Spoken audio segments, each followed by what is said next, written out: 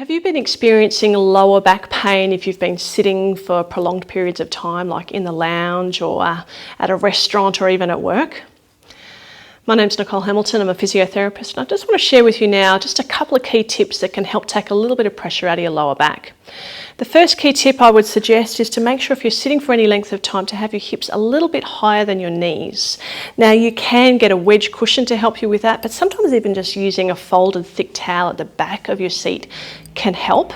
If your hips are higher than your knees, you're much less likely to slump, and when you slump it can put pressure on your lower back. So that's the first key tip. The next key tip is to do regular movement to try and free up your lower back and reverse that effect of flexion when you sit. So a key little tip you can try is just a nice little extension over the back of your chair. So if you come up to your chair, have your feet on the floor, you can take some weight onto your hands and just lift the chest to try and stretch into the lower back gently. If you do that regularly throughout the day, that can help take a little bit of pressure out of your lower back.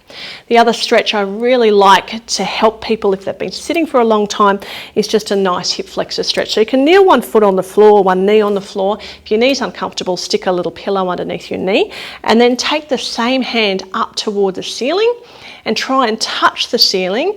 Gently tuck the tailbone under just a little and you'll get a nice stretch at the front of your body from your thigh all the way through into your lats. Now these are the muscles that often tighten up if you sit for too long. So this stretch regularly throughout the day can also give you some relief.